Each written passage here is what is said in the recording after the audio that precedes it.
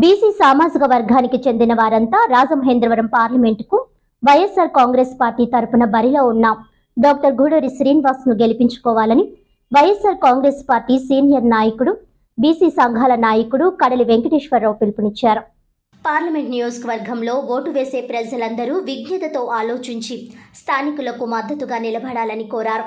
Rajahmundry press క్లబ్లో గురువారం జరిగిన మీడియా సమావేశంలో ఆయన మాట్లాడుతూ రాజమహేంద్రవరం ఎంపీ మార్గాని భరత్ రామ్ను సిటీ నియోజకవర్గానికి పంపుతున్నందున మళ్లీ పార్లమెంట్ సీటు బీసీలకే కేటాయించాలని గతంలోనే సీఎం జగన్మోహన్ రెడ్డికి విజ్ఞప్తి చేశామని అన్నారు.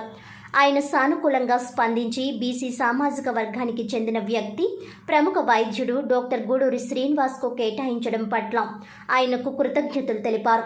7 అసెంబ్లీ నియోజకవర్గాల్లో పోటీ చేస్తున్న అభ్యర్థులందరినీ అఖండ మెజార్టీతో గెలిపించడానికి తాము కృషి చేస్తామని అన్నారు. స్థానికంగా ఉన్న అభ్యర్థిని గెలిపిస్తే అన్ని విధాలుగా అభివృద్ధి చేయడానికి అవకాశం ఉంటుందన్నారు.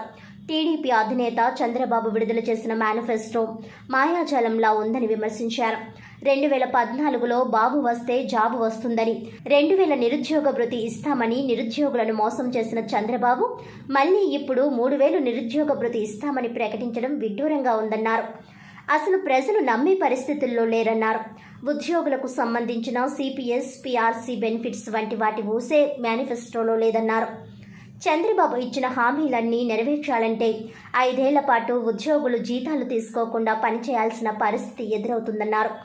అందువల్ల ఉద్యోగులు చంద్రబాబు కంటే జగనే బెటర్ అన్న నిర్ణయానికి వచ్చారని అన్నారు. వైసీపీ నాయకుడు బిల్డర్ చిన్న మాట్లాడుతూ నగరాన్ని అన్ని విధాలుగా సుందర నందనవనంగా తీర్చిదిద్దిన ఎంపీ భరత్ రామ్కు ఓటేసి సిటీ ఎమ్మెల్యేగా గెలిపించాలని కోరారు. బీసీలకు ప్రాధాన్యత ఇచ్చిన సీఎం జగన్మోహన్ రెడ్డికి ధన్యవాదాలు తెలిపారు.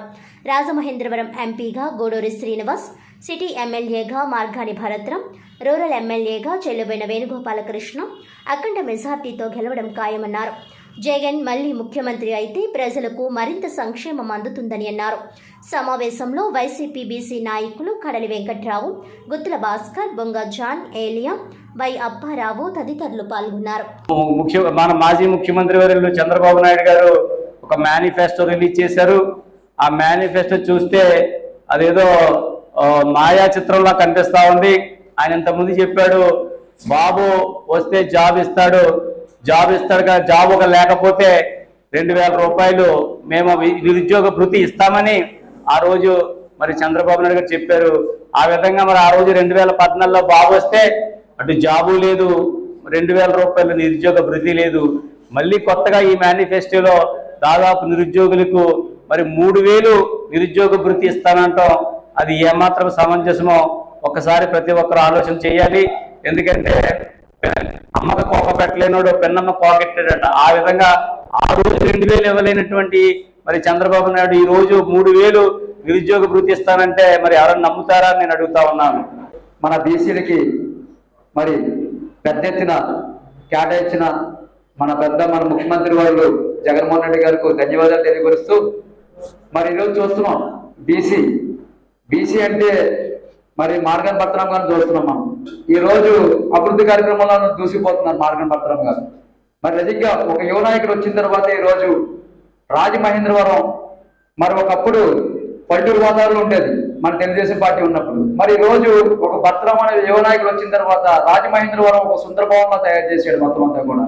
ఈ రోజు చూస్తున్నాం మనం రోడ్లు కానీ, డ్రైనేజీలు కానీ, అలాగే రోడ్లకి వచ్చిన ఈ మొక్కలు వేసి కూడా డ్రైనేజీలు, వాతావరణం కూడా అన్ని చూస్తున్నాం. మరి ఈరోజు రైల్వే స్టేషన్ కూడా 250 కోట్లు సెలెక్ట్ చేసి మరి ఈరోజు రైల్వే స్టేషన్ కూడా పార్లమెంట్లో బిల్ కూడా పాస్ చేసి ఈరోజు కడుతున్న ఏకైక వ్యక్తి మార్గన్ భరతరాం గారు చూస్తున్నాం. మరి అలాగే 250 కోట్లతోటి మంచినీళ్ళు కూడా మరి 24 hours 24 గంటలు కూడా వాటర్ పైప్ ఇప్పిన వెంటనే వాటర్ వచ్చే కూడా చేస్తానని చెప్పేసి హామీ ఇచ్చి కూడా ఆయన చేస్తున్నారు.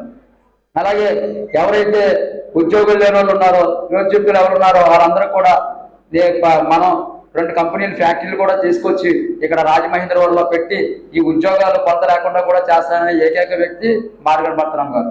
మరి గతంలో మనం చూసాం, మురళీమోహన్ గారు చూసాం. ఎప్పుడైనా మురళీమోహన్ గారు మరి ఒక ఎంపీగా ఎన్నికైన తర్వాత పేద ప్రజలు దగ్గరికి ఎప్పుడైనా ఏ రోజైనా సరే ఎవరైనా ఇంటికి వెళ్ళడం కానీ, ఎవరి దగ్గర పలకరించడం కానీ చూసామో మనం ఎప్పుడైనా? మరి ఈ రోజు భరతరాం గారు మరి ఎంపీ ఒక సిపిపి కూడా పార్లమెంట్లో కూడా మరి ఈ బిల్లు గురించి మన రాజమహేంద్రవరం సుందరభవనం గురించి కూడా మరి బిల్లు అది పాస్ చేయించి మరి రాజమహేంద్రవరం సుందరభవనంగా చేశారు.